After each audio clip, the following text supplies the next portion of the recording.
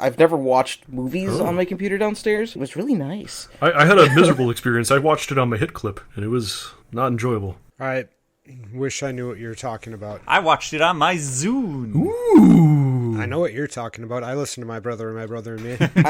I'm bummed that was a technology that Microsoft didn't support enough. I loved the Zune. When I sold MP3 players at Best Buy, the Zune was so freaking nice. The only thing that I didn't like about it was the term that they used for sharing music, and was it squirting? Oh my god.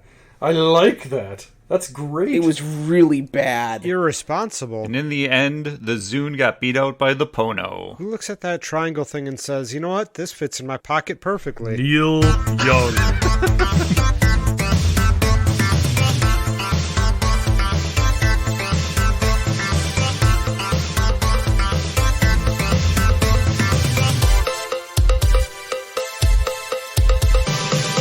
I'm Joe. I'm Ken. I'm Andrew. And I'm Dan. We're the Rewinders podcast, rewinding movies to see if they hold up. And this time, we were forced to shut off our laser containment system, filling the city with ghosts, by watching Ghostbusters from 1984. This movie makes my heart warm. Aw. I always hated the red-haired dude. Walter Peck. Dickless? Yeah. Dickless. You know, he tried. He tried right off the start, and Bill Murray was just a fucking asshole to him.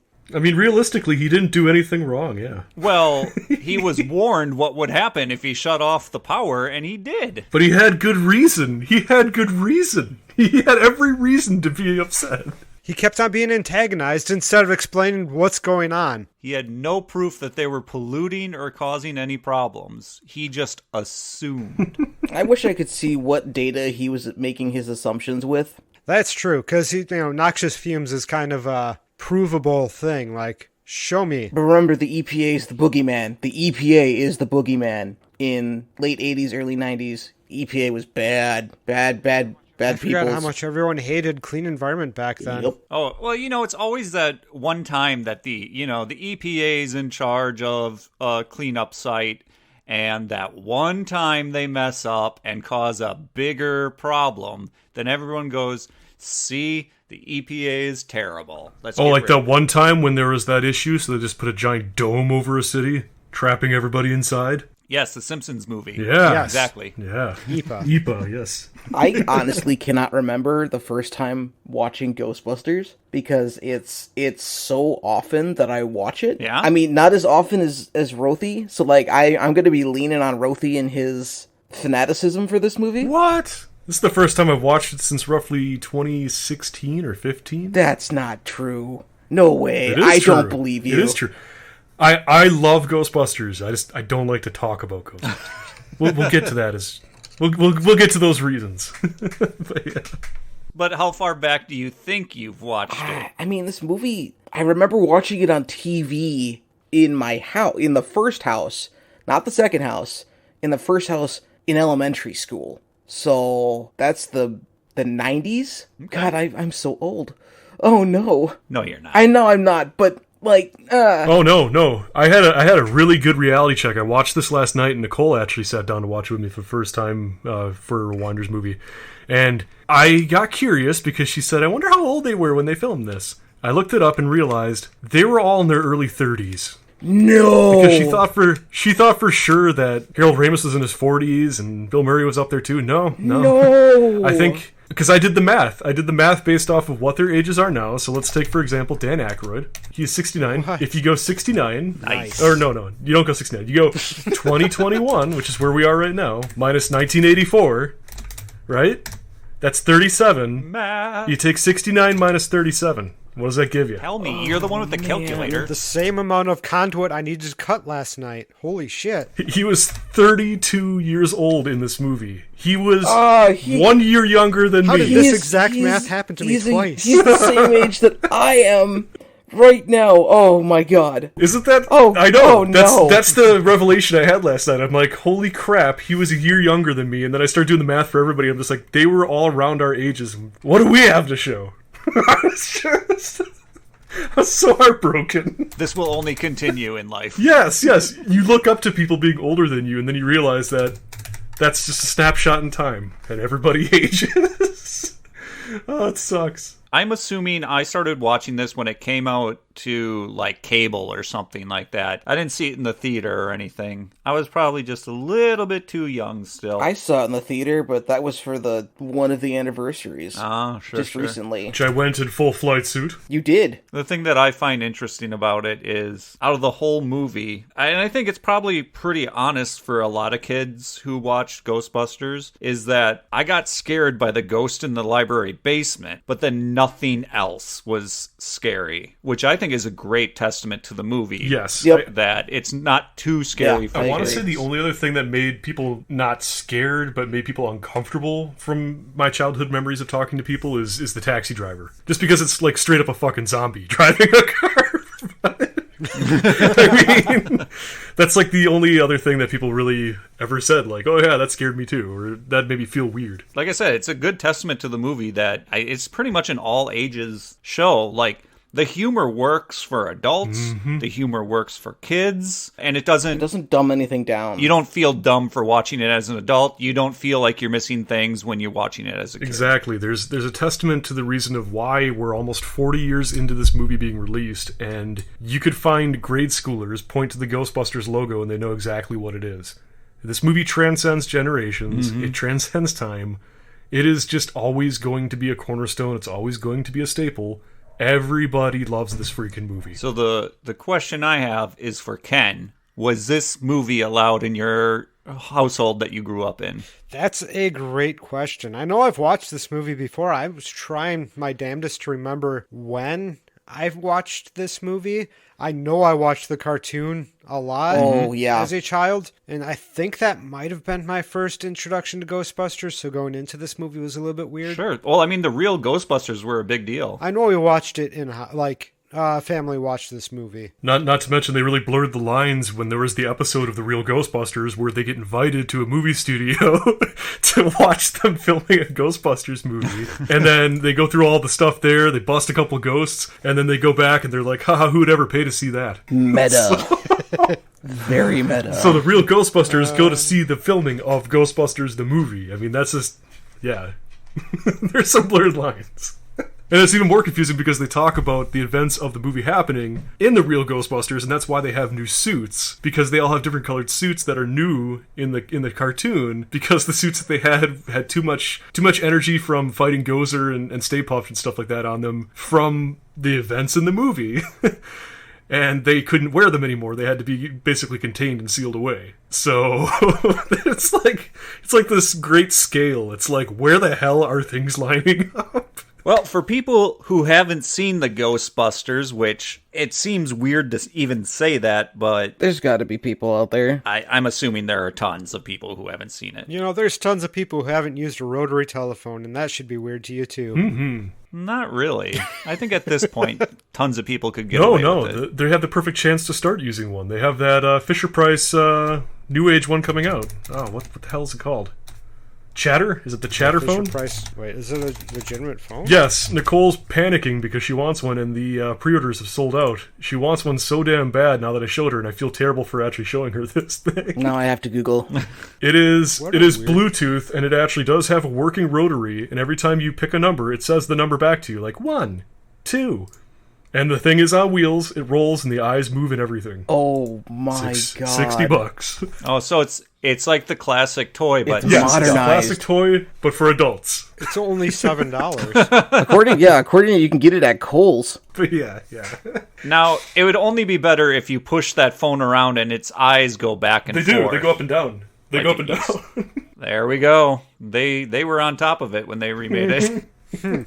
Well, anyway, for those of you who haven't watched Ghostbusters, it's basically you have three, and I'm going to put air quotes, scientists, doctor people who have a grant at a college to do parapsychology. Two of them are very much into it. One of them is not into it, but does not want to ever leave college. So this is what he's doing now. And they actually accidentally fall into the world of the paranormal because it's just takes off one day. It just starts happening and it seems uncontrollable. And it just coincides with them getting into the business and the science of capturing and holding ghosts. And they make a huge business off of it, make a slaying on it, and do not participate in trickle-down economics to their other hired employees. And the EPA, or EPA, as we talked about, is not into it, and they shut them down, and the shutting down causes all the ghosts to get out after they captured them. It triggers a mass parapsychological situation that unearths a ancient Sumerian or Babylonian? I've been watching The Evil Dead. Not the Hittites, or not the Deadites. The worst time to be watching that. Basically the same thing. And so this ancient god comes to life and then is threatening destroying the earth, and these guys with their proton packs come and stop Gozer from destroying the earth and save the day. Basic summary. See, and that therein your explanation is the brilliance of this entire plot of this entire movie. You have gentlemen who are obsessed with paranormal, and they devote their lives to it. They have PhDs in it. And what do they do the first time they actually get living, breathing proof of paranormal entities? They pull together their bootstraps and they fucking start a blue-collar business to eradicate ghosts. I don't know if it's more of eradicate, it's more of like... Instead of studying them, instead of anything else, they immediately just started elimination business. Capture and removal. It's so good. These people need money for their 3 arcade machines inside their store. And the pool table. And the pool table. For having no petty cash, they sure are extravagant with what they purchased. Anyway, yeah, that's why they have no petty cash left. They bought the important stuff first. That's one of the really fun things about watching it later, is that picking up on that, like I said, they don't believe in trickle down. They're saving all the profits for themselves and like barely installing any of that money for anything. Except the sign. That's still one of my favorite, like, slow burn jokes, is when they first open up, they got that really crappy flat sign, and Bill Murray makes that comment. You don't think they're not gonna notice this when they drive by. You don't think it's too small. And then next thing you know, they have this giant ass, neon, super illuminated white ghost out on the front of the building. Yes, I love that. I love that. So, yeah, let's not stop there. What do we like about this movie? Because I'm sure there's plenty to say. Chemistry, lightning in a bottle. Yeah, there has oh my God. been a lot of films that hit this, but like this was just such a ridiculously perfect point in time for the chemistry of the actors that are in this film. Everybody in this film is just firing on all cylinders. Everybody is just playing off each other so well. There's not a bad performance in the entire damn movie. It just works. It's perfect. It's not like you ever get the feeling like one character's overshadowing everybody. You love Louis Tully just as much in this as you love, Peter Venkman. Peter Venkman's obviously... That is not true. Louis Tully's way better. Louis Tully is amazing. But I'm just saying, like, it's not like one character has majority more screen time than anyone else, or demanded that they had, more time on screen to act out their way that they would want to do things. It is very evenly mixed between everybody in here. You have a lot of big names, and it just flows so damn well. I like little things, and this movie, as I know, when listening to past episodes, Dan loves to say how he likes all the little things and how the movie does little things so well. It's like, here it is. It's the same thing. It's the freaking little things in this movie. One of them that I really like is the long, thin tool that's like a stick, and it goes to this side pack, and then there's a little squeeze ball. Never explained what it is. It's in the commercial. One of their toys. You see Venkman go through Dana's apartment with it, and he doesn't even know what it does. Are you sure you're using that thing correctly? I love that. It's not like it... I think so. It's just like you never... Yeah, exactly. Like you said, there's so many like little tiny things. It's just like, oh, that's just a piece of their equipment. No further explanations needed. Yep. He wanders around an apartment squeezing a ball. Honest, That's I don't want an explanation. I love the fact that it's just something. Same here. I love watching him just wander around squeezing a bottle or squeezing a little pump, and there's nothing else we need to know. Nothing else at all. The sound effect really yes, makes it. I watched it in 4K this time around. I love the sound of that ball being pumped. Brings me back to all the times I got my blood pressure taken. I mean, yeah, kind of. It's the same ball. In the same vein of little things, it's stuff that I didn't realize until watching as an adult. Like, there's a lot of things that I saw, obviously, as a kid, and then things grew on me as an adolescent, and then things grew on me as an adult. And one of my sister and brother-in-law's favorite parts about the movie is when they first capture their first ghost with Slimer in the hotel, and they're just coming up with shit off the top of their head as to how much it's going to cost. Because you could see Egon, and it took so many years for us to actually realize it, but seeing Egon just, sitting there just kind of like itching his nose and putting up fingers individually, just kind of trying to play off Peter. So while Peter's talking, he's looking over. Right before he goes into that, Peter brings up his notebook and he's like, yeah. Points at Egon like, does that look right? Exactly. They're just playing off each other so well in that scene. There's so many good one-liners and like memorable line sets in this movie. I made a note of that, small ones, and yeah. then I like started putting ticks in for different one-liner like sets, and I really should have. I did it apparently 12 times.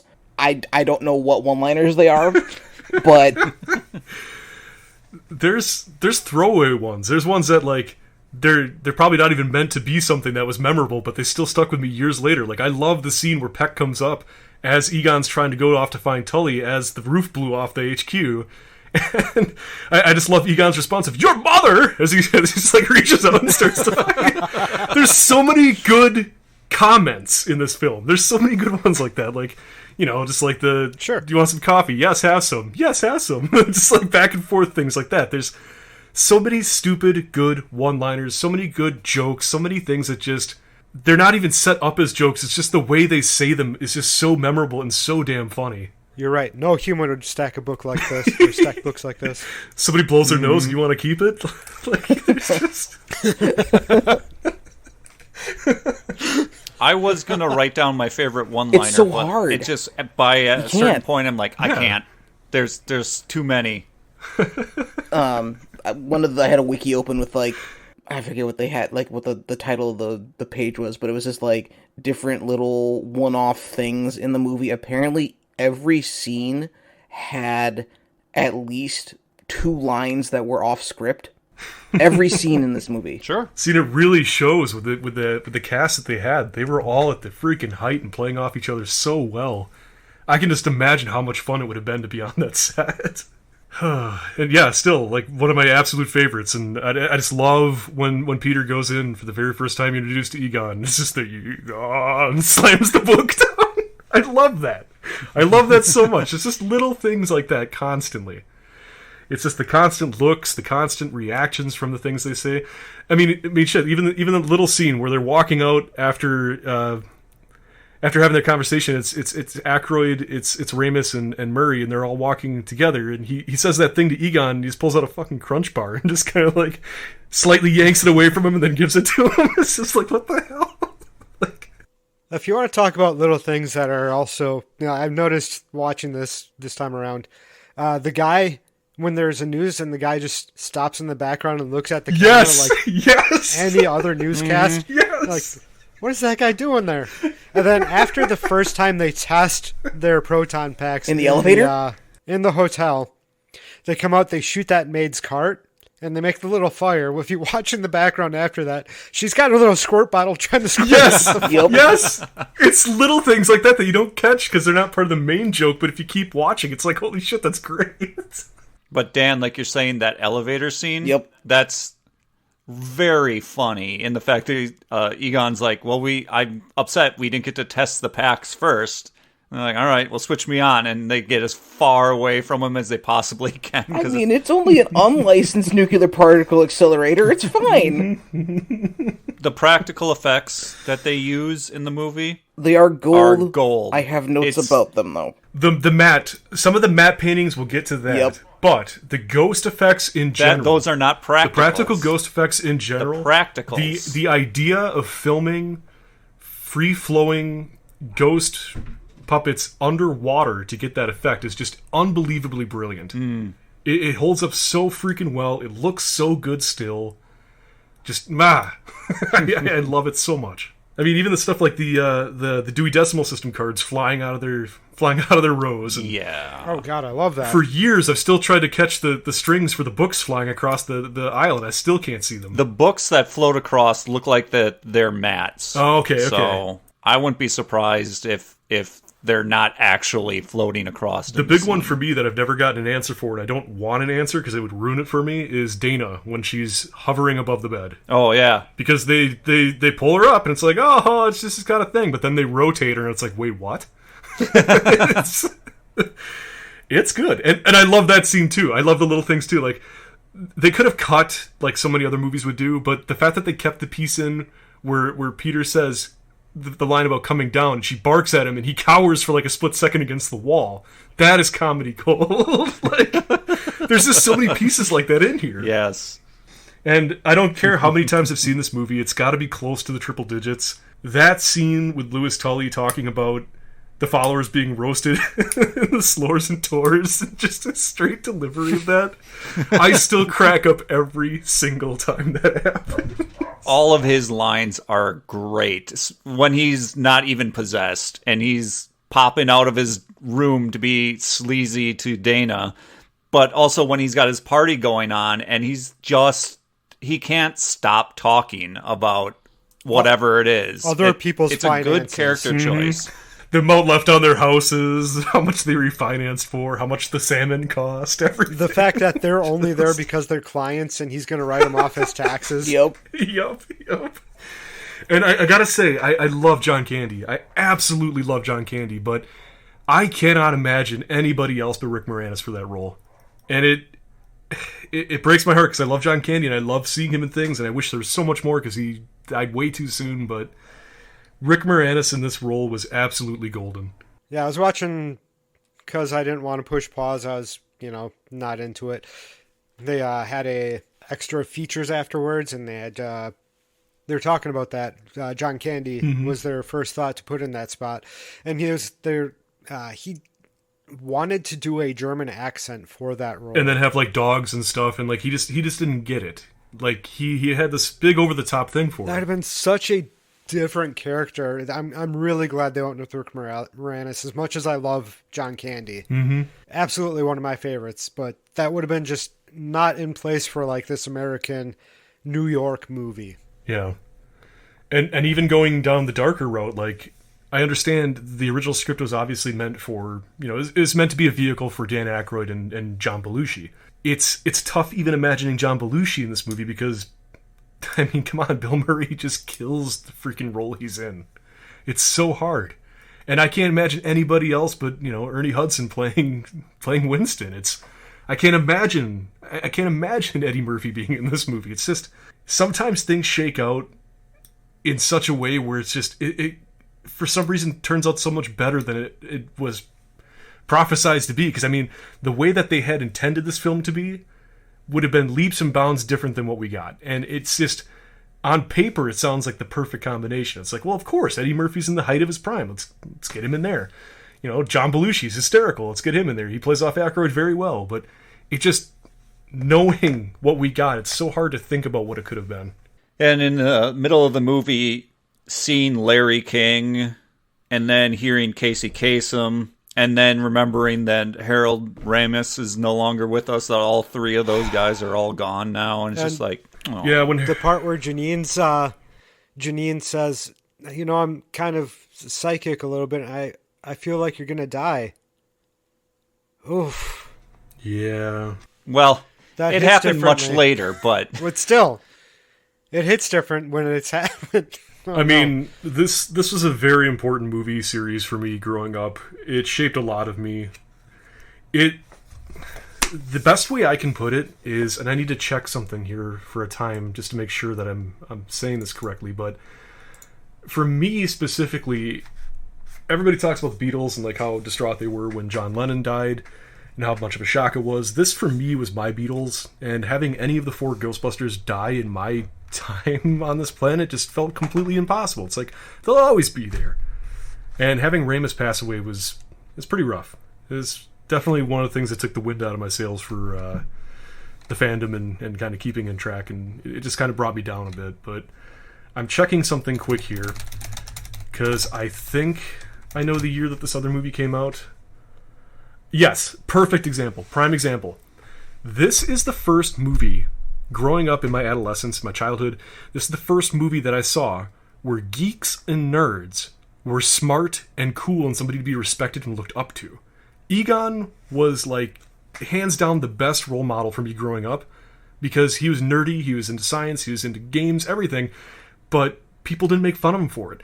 You look at the flip side of things, Revenge of the Nerds came out the exact same year. Think of the way they portray nerds and geeks in that movie, and think of the way that Hollywood typically did for most of the 80s and basically got that stigma rolling of being a greasy, nerdy geek with big, thick glasses and not being smart and everybody makes fun of you, ha ha ha ha, butt of the joke. Ghostbusters was on like a pillar of its own as, you're cool if you're smart. Look what these guys did. It's just like, it was a completely different feeling. Because I look at things like Big Bang Theory, and I'm not a fan of that show. I understand why some people like it, but it's just like, that show is just a culmination of the views of people who like comics, video games, movies, hyper-focus over things like that. It's like every trope you had throughout 20, 30 years got put into a TV show. Yep. And that is how they chose to portray nerds, and that's why so many people kept coming up to me saying, oh, you don't like that show? It's like, well, yeah, how could I? I'd rather people think, the smart nerd or the smart geek is cool versus making fun and laughing at somebody just for living and doing what they like to do or having a hobby. God forbid it not be football or sports or something. Mini rant over, but yeah. Getting back to effects, I was blown away by probably the most mundane thing in this time around, and I couldn't believe how much it blew me away. Again, I don't recall watching it in 4K prior to this viewing, but the matte painting job of Dana's apartment after it's been blown out by the energy and they're walking through it, when it does the zoom out of the apartment complex and there's that little tiny hole, you see the Ghostbusters walking in the building, that was so seamless and so incredibly done. I think in the entire film, like all the effects and everything, that's the one that actually blew me away the most this time around. I don't know how they pulled that off. I know it's a matte painting, but it looked so unbelievably good. The whole top of the building was basically a matte painting, and for the most part, it looked pretty good. Mm-hmm. Yeah, they had to add something like 8 stories to the top of the building. I guess they didn't have to. They chose to. Weirdos. Nerds. Just kidding. And even the music. I mean, it's definitely starting to show its wear. But it's full-blown 80s. Its age. It's full-blown 80s. But I can't remember which tune it is, but there's a subtle undertune that every time it hits, I'm like, oh my god, this song's awesome. I think that's probably for me the biggest thing too. I love Ghostbusters 2. And I know that it's a very, very difficult thing to talk about because not a lot of people do, or people like it but don't. It's all over the place. But Ghostbusters 2, the one thing I will say did not have is the soundtrack. Elmer Bernstein, his soundtrack for this is so unbelievably fitting. It's almost like it's another character of its own. Like, you really can't think of those songs and not think of them, being a vehicle for scenes, from scene to scene and things like that. It's just, it just goes so hand in hand with everything happening. Well, you can't, you hear Ghostbusters and that song the theme song immediately starts playing. You hear Ray Parker's two-day old song, not old, he took 2 days to write it, and that song is going to be a banger forever. Yeah, and Huey Lewis and the News aside, it is a damn good song. I can't remember how that lawsuit shook out, but I mean, come on, it's totally the same beat as I Want a New Drug, but damn, it's a good song. The other song or music that really sticks out to me that is very much attached to this movie is, I don't know what the name of the song is, but it's like that bouncy little undertone whenever they're having like just personal business moments. And it's just this little bouncy, jaunty little tune that plays. Like the piano, the horns? And that's like bump-a-dump-a-dump-a-dump, dun-da-dun-da-da. It could be that one. It plays quite often in the movie, and it's just one of those things where it's directly associated with this. Like, you can't hear that tune without thinking of this movie. It's just one for one. Mm-hmm. I don't know. Maybe I'll link it in a description. You'll have to find it or something. Be like, this It's song. a good idea. I wonder if it's the same one I was trying to remember before. Could be. It's you would hear it and go, oh yeah, that one. Yeah. On top of that stuff, one thing that I also really like about this film that, I mean, it's not unique to just this movie, but at the time of filming, it's what I would call more of the classic dirty New York. And I know Yes. the term classic changes over time. That we go back 50 years, classic New York would be something way different. But to me, this is a more classic, seedier, dirty New York that doesn't exist anymore. New York now is a little bit more clean. They got rid of all the porno shops and stuff like that. But this is still that era where people are scared to go on the subway because it's super dirty. There's gangs roaming, and there are streets just full of, like, you know, Trash. peep shows and all that stuff. And I got to see that New York in person before it changed, and that when I see it in this movie, I'm just like, that's that New York. It's not the current New York. It's that one. I like that. Yeah, you haven't been back since, have you? No, I have not. They got rid of all them peep shows and corner dildo shops. What do I got to go back for?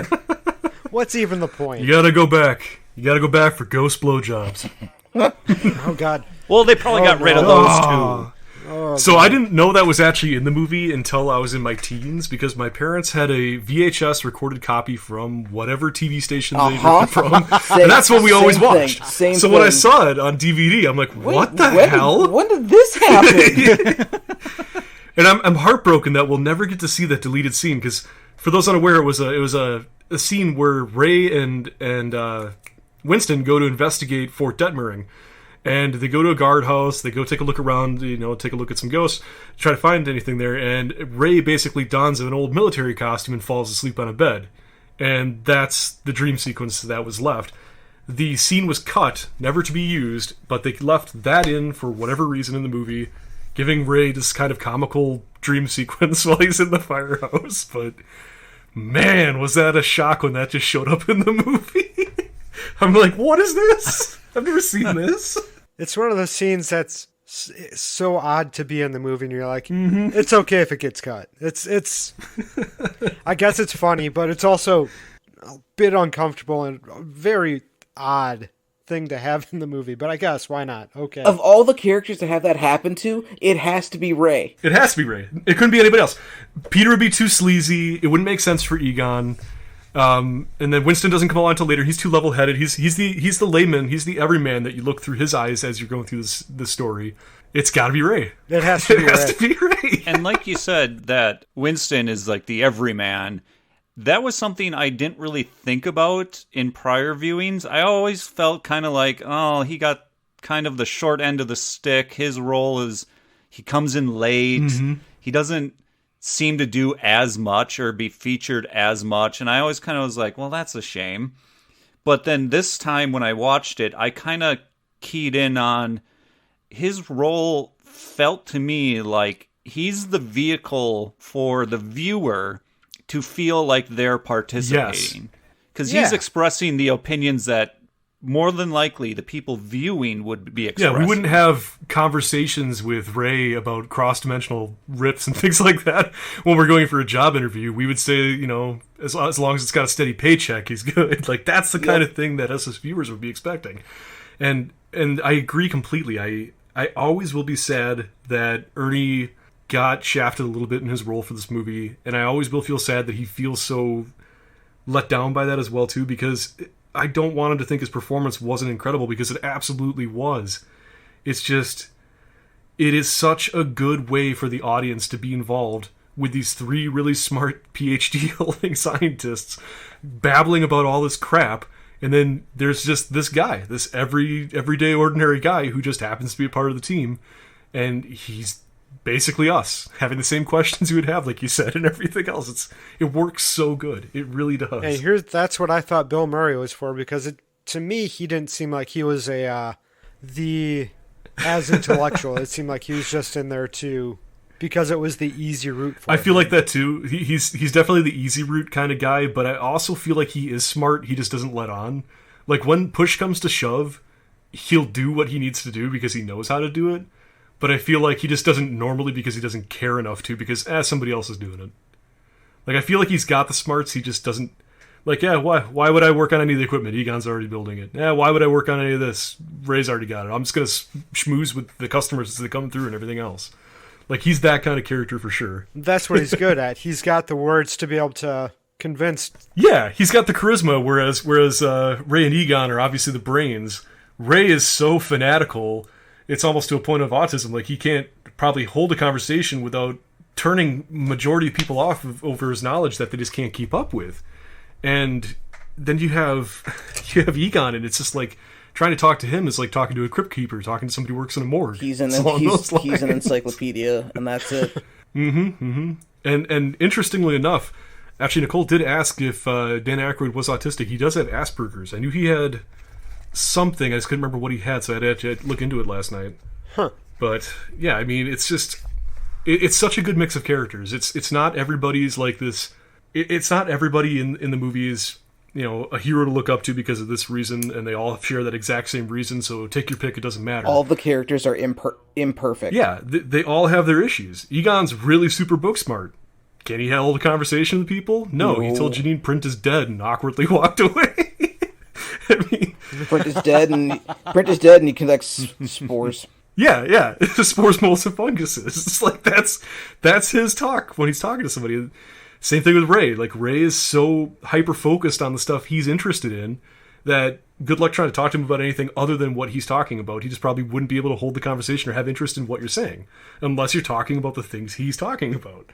And it's just, you know, Peter, he's such a smart-ass, but he's got charisma, so he can talk to people. So he might not be the smartest scientist in the room, but every single member of the team plays off each other and offers something that the other one doesn't, and that's what's so good about this team. Every character is a foil for each other. Well, all of the Ghostbusters, there's just one character is the antithesis of the other. Mm-hmm. Yeah, I mean, for me, the perfect scene that describes this is the scene where they're trying to figure out where to get the money to start up capital for their investment for their business, and they bring up the idea of selling Ray's family farmhouse. They didn't sell it; they mortgaged it. Or they mortgaged it. Yeah.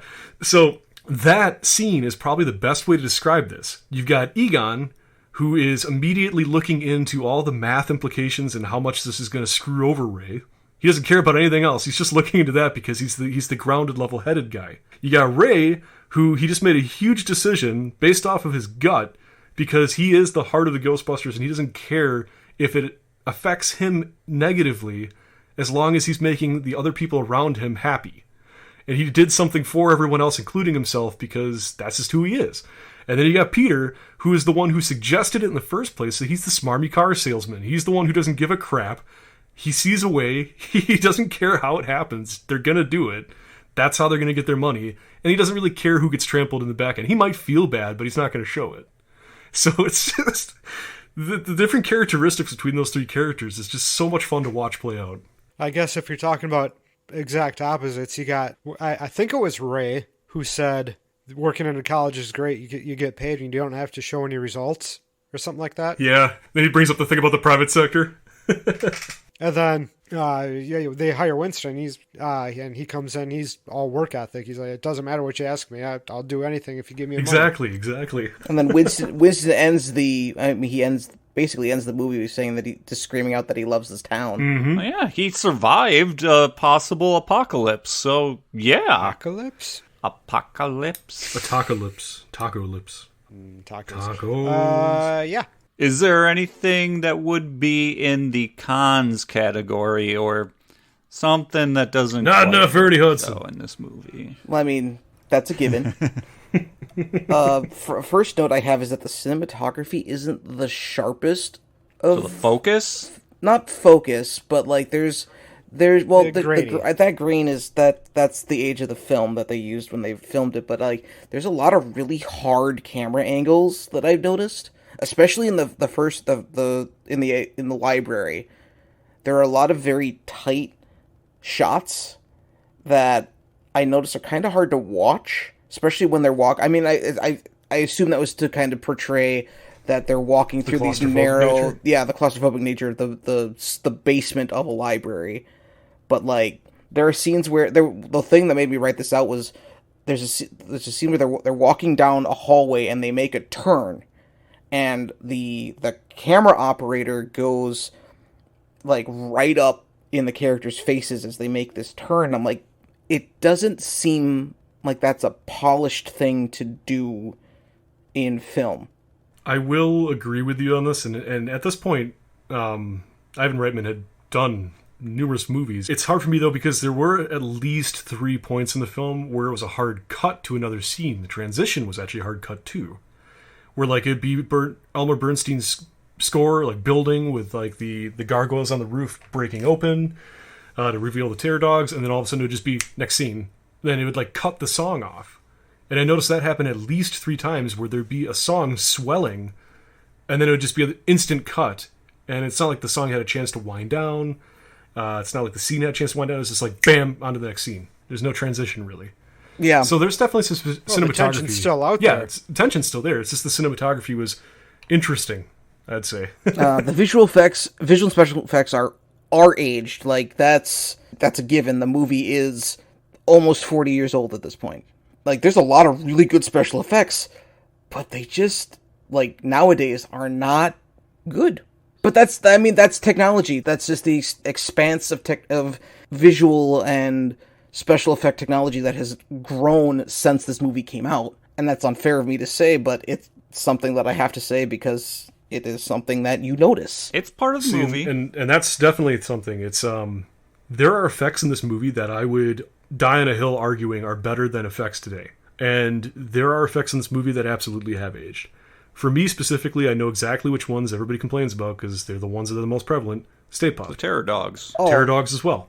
Terror Dogs when they're in the apartment. Yeah. Not when they're the actual, like, animatronic. And then also Stay Puft when he's wandering through the matte paintings in the streets and you have characters that are either translucent, like Peck, or you have him awkwardly transparent through the church and things like that. That translucence is something that happens more than once in the movie. And the first time that I noticed it, there is a scene where there's a statue of the Terror Dog in the foreground, and you're looking down at the street, and you can see the street lines through the Terror Dog's jaw. I mean, that's unfortunate. It's just, like you said, it's with time. Meanwhile, the ghost effects are incredible, and I still think that they haven't been beat. You look at 2016's Ghostbusters in comparison, and it looks like the ghosts are that really like cheesy cartoony style that look like they belong in a Scooby-Doo movie, not in Ghostbusters. And these look physical. They look real because they're just that well done. Well, because they were, Yeah. which It's definitely tough. And I don't care. I love the Stay Puft. There's a lot of 90% really of the Stay Puft is great. There's a lot of really great. There's so much detail in that face squishy is little so body good. of his, and like I don't know what they did. Was that a full puppet that they made? Because there's so much emotion that monster gives. It was totally an actor in a suit, Godzilla style. Really? Oh, I didn't know that. Yeah. I thought that was like No, a they miniature made puppet thing. Oh no, they had a full-on suit, Godzilla style. They built an entire replica of New York City's, wherever that was specifically. They had model cars driving around crashing into each other and everything. Like, that is a full suit. Animatronic with moving mouth and eyes and everything. Oh, wow. It's a guy just wandering around. I've got pictures of the actor in it, like he's just smiling his head off. I would too. You were going to get remembered for that role, even though your face is exactly. in the movie. You'd be like, I was a Stay Puft Marshmallow Man, and everyone would be like, oh damn! Yeah, I was the Stay Puft Marshmallow Man. You have no proof except for credits, but still. Yeah, exactly. Yeah, no, I mean, like I said, like all that's great.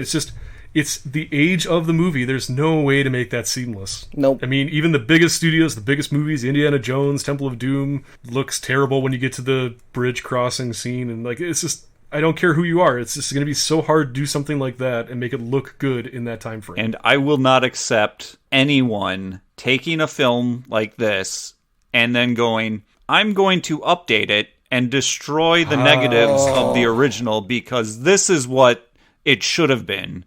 And it's a no. You released George it. Lucas. So you're saying Lucas style. George I just Lucas? get so angry. Yeah, Lucas style. Was it hard to tell No. who I was talking Yeah, I thought you were talking about, I don't even have anything. Nope. It's just, it doesn't matter that Yeah, it has bad special effects, but it's its time, and that's how we grew up with it. To do anything different would be an insult to it later. I mean, could we have somebody go through and clean up some of the special effects? Yeah, cleaning up edges is fine. Making transparencies not transparent is fine. But let's say replace the Stay Puft Marshmallow Man with a CG sequence that is better, in air quotes. No. Oh god, that'd be awful. Well, I mean, they did that with Yoda. Or Steven Spielberg going back and putting walkie-talkies in the hands of FBI agents. Walkie-talkie, yeah. That one still pisses me off to this day. I mean, other than that, it was I didn't notice a lot of things that I didn't like about this movie. The last note that I had, I mean, most of it was special effects things that I picked out. But the last thing that I noticed was after they defeat Gozer, the terror dogs, the dead bodies, have mold lines all over them. Really big, bad mold lines. I mean, you could nitpick about the proton packs, too. They had the dummy packs on for a majority of that. Yeah. Well, I mean, like, would you could ask definitely tell somebody they to were wear, rubber, like, all of a sudden they didn't have all the hoses and stuff, and when they backed up against walls, they bent. Those packs weigh what? They're 40 pounds? 50, 60 pounds? Yeah, something like that. Yeah. As an actor, I wouldn't want to wear that all day. Oh yeah, Bill Murray made a comment about Afterlife because the packs that they made for Afterlife are super, super light in comparison. He was pissed that the kids didn't have to go through what they were. Yeah, the kids who are half his age from that movie should have scoliosis. Yeah. Of course, they're used to carrying them heavy-ass backpacks. With all the books. Oh yeah. Come on, kids. Serious things I don't like. I don't like Bill Murray's character. He's a creep. I don't like Vicman. He's a creep. He makes me uncomfortable. No, yeah, 100%. He's a creep. Is it because he brought tranquilizers to a date? Oh my god. Is it because he took advantage? He was taking advantage of a young college girl in the opening scenes of the movie? That's exactly it. He abused test subjects for his own amusement and so he can get laid. Like, that is just terrible right off the bat, and it's going to be so hard to win me back. No matter how many jokes and sarcastic things you throw in there, you're still going to be, in the back of my mind, a dirty sleazeball who is just disgusting, and I don't want anything to do with it. And then he meets Dana and immediately says, "Oh, I'm madly in love with you." Like, how the fuck am I supposed to believe this at all? And then by the end of the movie, they get together and you're like, this is not earned at all. This is aggravating and disgusting. It's the old trope of if you keep trying, the lady will come around. If you harass a woman long enough, she'll eventually give in to your whims. Yep, that's the old trope. And you hear some couples that maybe aren't around anymore, but they have the same stories too, where he's like, I just kept trying, and then one day she agreed to go out. I spit on her every day as she walked to school, and one day she said, "Fine, I'll go out with you." It's just like, yeah, it's... So you have no empathy for a man carrying around 300 cc's of Thorazine and going on dates and being just a general sleazeball. He's a doctor. Hanging outside of the orchestra for her to come out and everything else. Just like I gotta say, despite that, it doesn't ruin the movie for me. I just hate him. That character beat that he has stays with him through even to the TV series. Yeah, they definitely carried it over. And I'm hoping that kind of stays into Afterlife. That is the only bad thing I can say about this movie. I love the graphics. I love how cheesy they are at points. I love the car. I love the fact that in the sequence where they get escorted to the zone where they have to go to Dana's apartment, that there are no other sirens apart from the Ecto's sirens. I love the Ecto itself. It's just a fucking amazing car. The pacing of the movie is incredible. There is not a point in the movie where you're like, is this thing still going? Like, no, it's just always interesting and something going on. Like, it's a great movie, but if only they could have rewritten Venkman just a little bit. Maybe get rid of his introduction like that. That might have felt a little bit better to me. Do you like It's Always Sunny in Philadelphia? Haven't watched it. Okay. You would have very similar feelings about some characters from that show. Probably. I felt bad for Dana Barrett because she had to try and sneak into her apartment every day to keep Rick Moranis from jumping out of his apartment. And then not only did she have to deal with that, but then she gains another guy that starts creeping on her. And I'm not 100% sure, but I'm fairly certain the guy she exited the symphony with was also creeping on her. So, like, she just didn't have any decent people in her life. Maybe her mom. Her mom was just in the phone, so... Yep. She keeps her distance from her daughter. She's like, I can't be around you and all your creepers. Her shopping list. You guys pay attention at all what she purchased? I mean, she bought Stay Puft Marshmallows. That's neat that they introduced those act whatever that is. Well, the fact that Stay Puft is an in-universe, like, brand across all of the IP. Like, the Stay Puft it's in all the movies. It was in both the animated TV shows. It's really hard to take Stay Puft out of there when that's the main bad guy from the first movie, the first introduction. Well, it was more of the fact that they don't forget about it. How could you? They could. Like, they could just totally write that he was just it was just the god turned into a marshmallow mascot, and that was it. But look at the trailer for Afterlife. I don't want to. Yeah, it's definitely in universe. I'm excited for Afterlife. I don't want to watch any more previews. I don't know. I'm a big Ghostbusters fan. I feel like the wind was reduced from my sails after 2016. I think for me, driving an Ecto-1 everywhere as my daily driver, having wait. people know that I love the movie. We need to let the audience know what you actually drive. So I drive a 2000. 1991. Yeah, no. I drive a 2007 Ford Edge that is completely decked out with full stickers for Ghostbusters and a roof rack and hoses and everything. So yes, I have an Ecto-1, siren and all that good stuff. It's just it's tough because it's for me that it was a milestone. Prior to 2016, when people saw my car or saw the outfit when I went out for Halloween or whatever events, it was nothing but smiles, honks, waves, clapping. It was this universal thing that you didn't realize how happy it made people. And I didn't realize that when I made my proton pack or made my flight suit or whatever.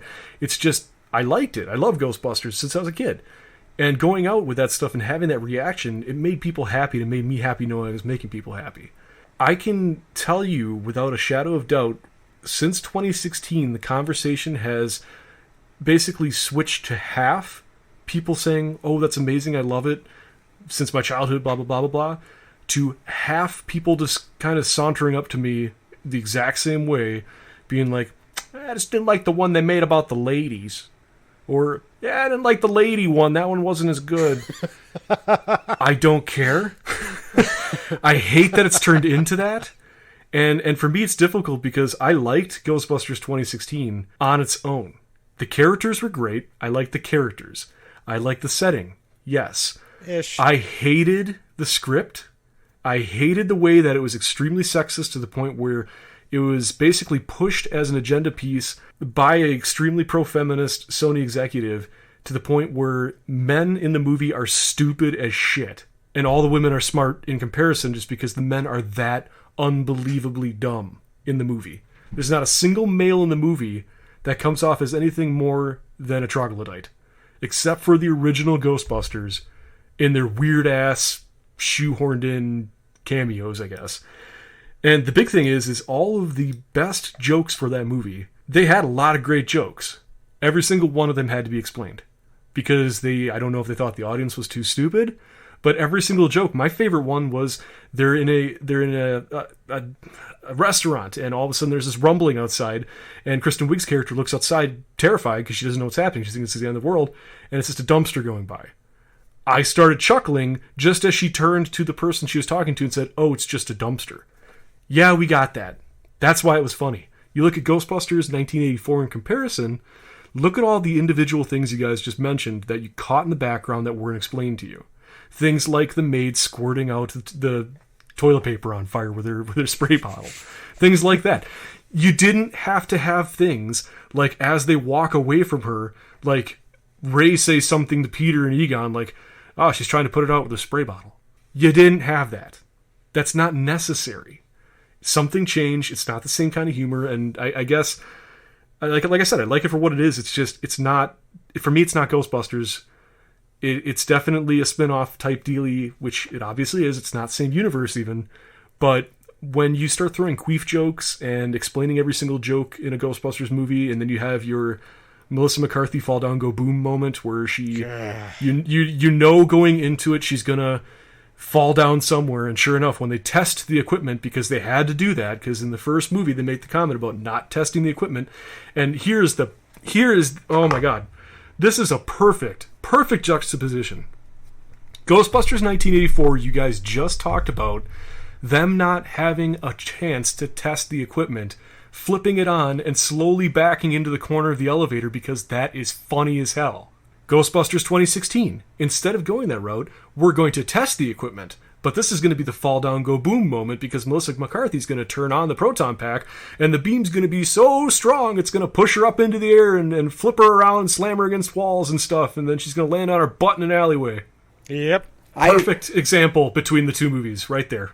Just right there. And that sort of power never exhibit again. They never have to work against the power of the proton pack. Exactly. It's just... I wanted Ghostbusters 2016 to be good, and for me, I love the characters. I loved the settings, but how can you go from that style of comedy to what we got? And also, how can you go from menacing characters? You have a cult that worships this deity that basically has all this craziness surrounding it, and it's so intertwined with that character development that you have, an architect who actually builds this freaking conduit in the middle of a city based off of some sort of material he found that can actually, contact and actually like be a conductor, a superconductor to that spirit world. That's crazy. Like, there's a whole lore and whole sense to it, right? And then you get to 2016, and I'm not even joking, the main bad guy of the movie is just tired of everyone bullying him, so he kills himself. And then he basically possesses something in a form, and you know what form he takes? The Ghostbusters logo. Well, now I don't need to see the movie. I'm sitting here and spoiling a crap ton, but for me, it's just like, this is why I can't stand talking about it, because for me, it was just a movie that came out, it's like, okay. And then I just moved on.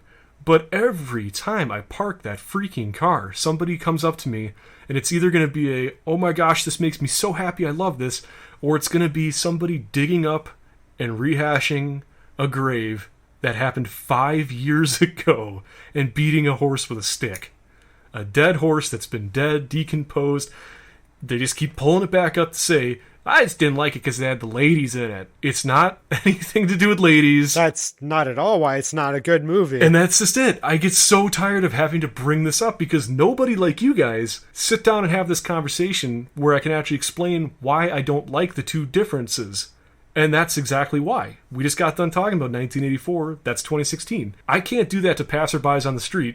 I have to just endure people saying, I didn't like the lady one, or the ladies weren't as funny as the guys. It's like, that's not the problem with the movie, you sexist assholes. But it's just... It's the writing wasn't nearly as good. No, the writing was awful. The writing was absolutely awful. I mean, when your reoccurring joke is, oh, he didn't bring me wonton. Yes. I tried to explain that to Nicole because at first she loved the movie. From downstairs, you're having it delivered from downstairs. I guess that's kind of funny that like the short trip she can't go pick it up herself. However, it's more or less irritating character trait for her versus a funny moment in the movie. I legitimately feel like had that movie had a different director, maybe some different screenwriters, I feel like that movie absolutely could have been its own thing. It could have been its own spin-off. It could have become its own thing. It could have had sequels like they were intending, and it could have been great. The problem is you don't take a franchise that is this well beloved over so many decades, between so many generations, and you don't just make something new out of it without explanation. You don't just tell people, fuck off, we're doing this. And then shoehorn stuff in for nostalgia's sakes. Like you said, Dan, Stay Puft is everywhere. Stay Puft is in the universe. Stay Puft is on billboards. He's on signs. He's in Dana Barrett's apartment when she first gets home with her first bag of groceries. That's Stay Puft. You're already well aware of the character before it becomes a thing. So when Ray thinks of Stay Puft, it makes sense. It's a joke. It's haha, it's funny. If this has zero canonical relevance whatsoever to the original two movies, why the hell shove Stay Puft in as a balloon in this fair sequence, or this parade sequence, and then have Stay Puft come to life and try to kill the Ghostbusters? It just doesn't make sense. And then Slimer, don't even get me started on shoehorning that in. It's just like, It's fine. You want to do your own thing, do your own thing. You want to bring shit in? Now, to your point, the difference between 1984 and 2016. Mm-hmm. In 1984, sure, they had those interactions with the Stay Puft Marshmallows. Like, they introduced the Stay Puft Marshmallows, but nobody said anything about them. They didn't have a commercial on TV. Yeah. They didn't shove it in your face that this is a thing in the universe. They just had it in the universe existing. Yeah. And if you paid attention, you saw that. By the end of the movie, you're like, oh, okay, that's a thing that's in this movie. If you got to the end of the movie, you weren't paying attention, you didn't notice, it's still not that big of a deal that you didn't notice that, because, oh, okay, there's a thing in this universe called Stay Puft Marshmallows, and they've got this big old guy, okay? Yeah. In the 2016 movie, they wouldn't let it rest like that. Like, they wouldn't have the Chekhov's gun be just in the intro. They would be like, hey, look, I want some Stay Puft Marshmallows. And like, they would find a way to force it in the forefront of everyone's attention. Yeah. And force that down your throat. So by the time it came to the end of the movie, you're like, oh yeah, Stay Puft, obviously. So all of these points that we have made, when 2016 came out, Rothy did this exact same thing. Like, that weekend, he went and saw it. And like, I had been wary about it because I had some uncomfortable feelings just from seeing the trailers and all that. Rothy went and saw it. He came back, and he this is basically beat for beat, said these same things to me. I have never seen the 2016 Ghostbusters, and I don't think I ever will. I have one last piece for that. One last piece. Another perfect example between the two. 1984 Ghostbusters. They explain everything. Even to the point where they don't explain everything, they explain everything. And by that I mean the thing like we were talking about before with the sniffer.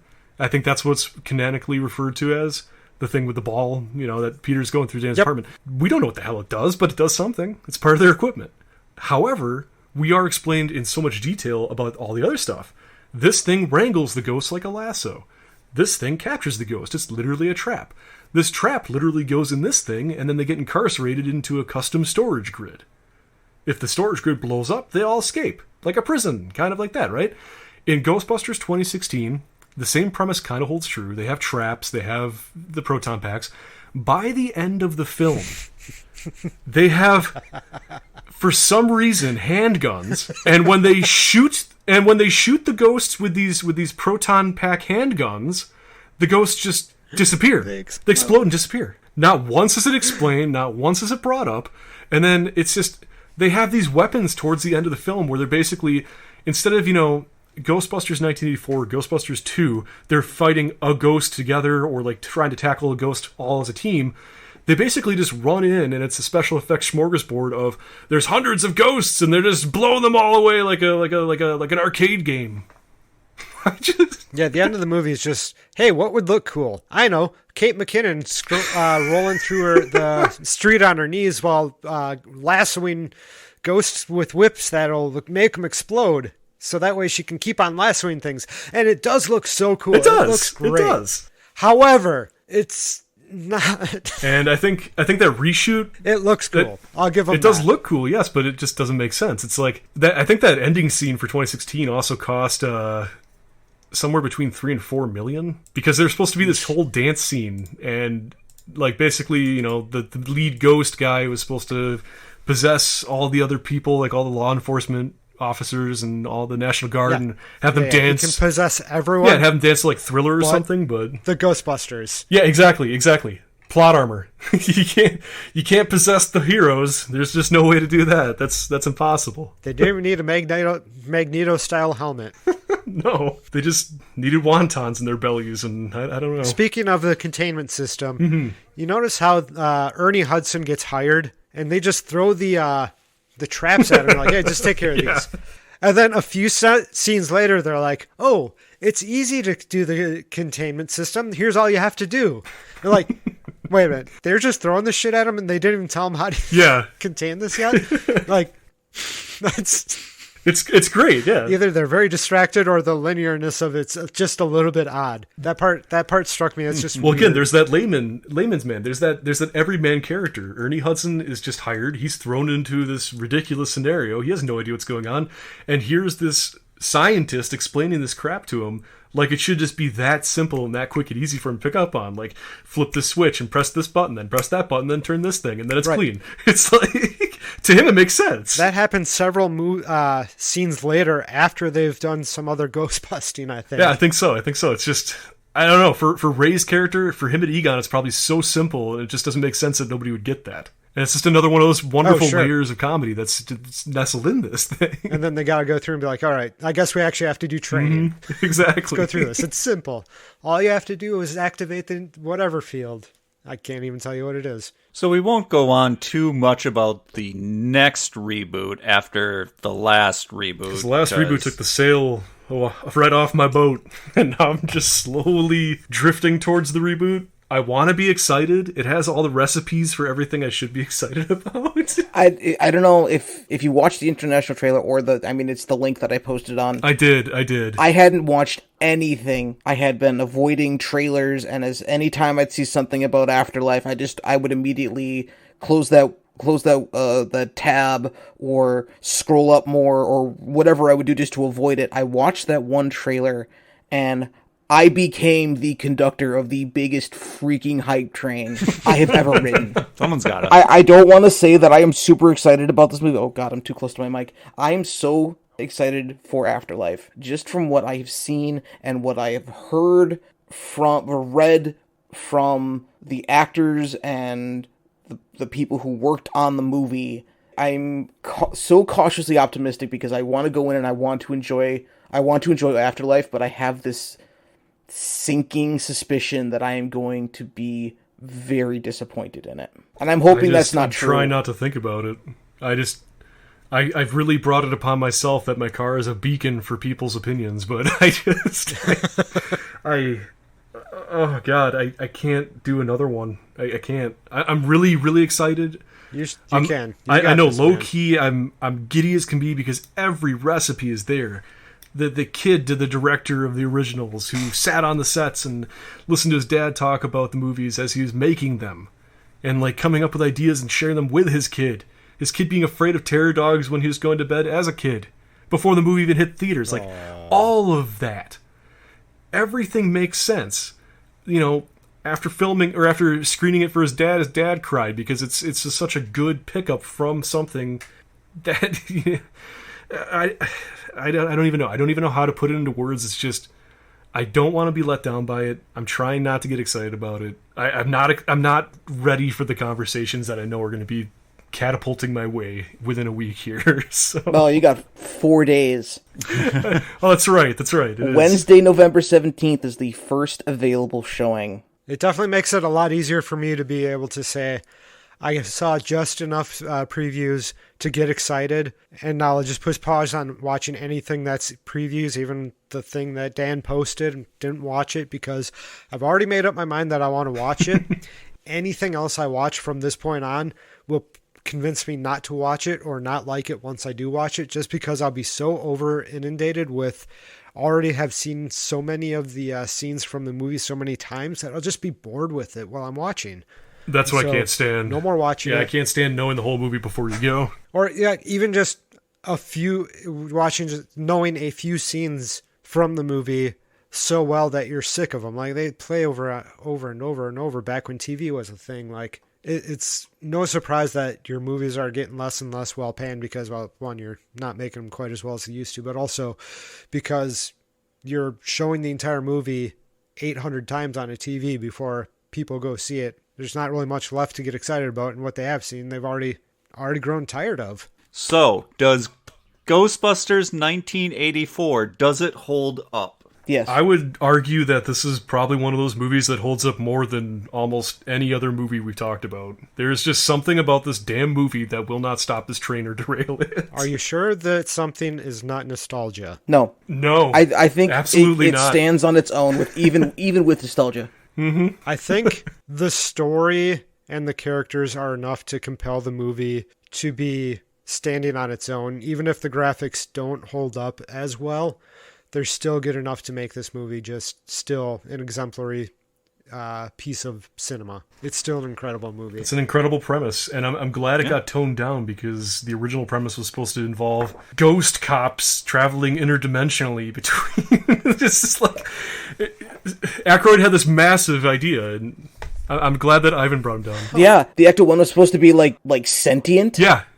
It's just like this whole like cross-dimensional like crazy adventure, and it's just they had like these weird like guns in their hands, like wands or something. I can't remember what it was, but it's just so much different than what it was, because Ivan Reitman really brought Dan Aykroyd down and said, let's really ground this thing, and basically brought it up with, let's make them exterminators, and, let's give them this, let's give them that. Were they trying to ride the Star Wars wave at that point? Like, I don't know what Dan Aykroyd was trying to do at that point. Was he trying to do cocaine? It seems like something somebody on cocaine would say. I mean, it was also supposed to be idea. a much darker film, like way heavier on the horror aspects, and this movie now is way more of a comedy with some horror, kinda. Would you all be interested in a horror movie version of this? I think I'd be interested. That's something I forgot to say. Just for context between generational gaps, I wasn't really afraid of anything from this movie being a small kid watching it. The only thing that really kind of spooked me was Library Ghost, like you guys all said. Yep. And then a little bit of the Taxi Driver, like all the other people I talked to. But when we went to go see 2016, we brought our son. And how old was he at that point? He was 7 at the point. He was scared of the ghosts in the new one.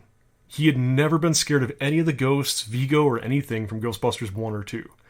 And I remember Paul Feig, whatever his last name is, saying when they were making the 2016 Ghostbusters that he was going to legitimately try to make it scary, because why wouldn't you want ghosts to be scary? And I think that's just another thing that really plays to the original, is that anybody can freaking watch it. Yeah, well, they knew their audience. Like, everyone is their audience. You're making a silly comedy.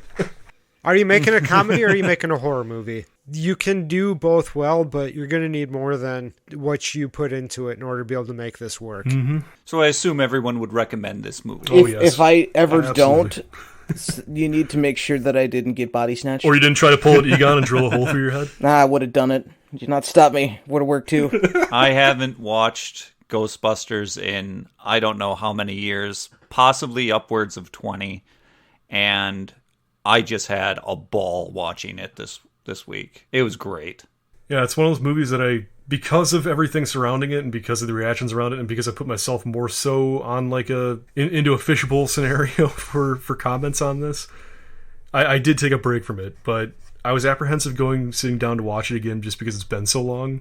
And because I honestly kind of became numb and tried to separate myself from things. But watching it again, I was chuckling, I was giggling at a movie that I've seen almost in triple digits. It just does everything for me. Well, that was us getting covered in the white sticky goo of the state. Not the state. That was us hopping. Hopping out of an egg carton and sizzling on Dana Barrett's counter.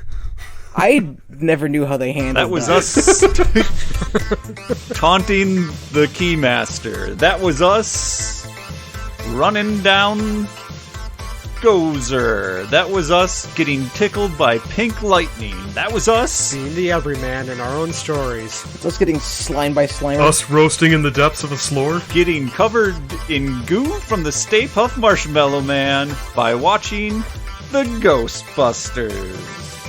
And I fucked it up again. Oh, no, us taking a sample for Egon. Ooh. By rewinding Ghostbusters. That's what I wanted.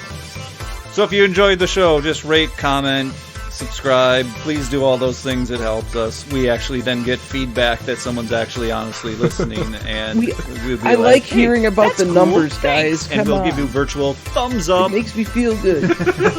And then you can come back in 2 weeks when we rewind Uncle Buck.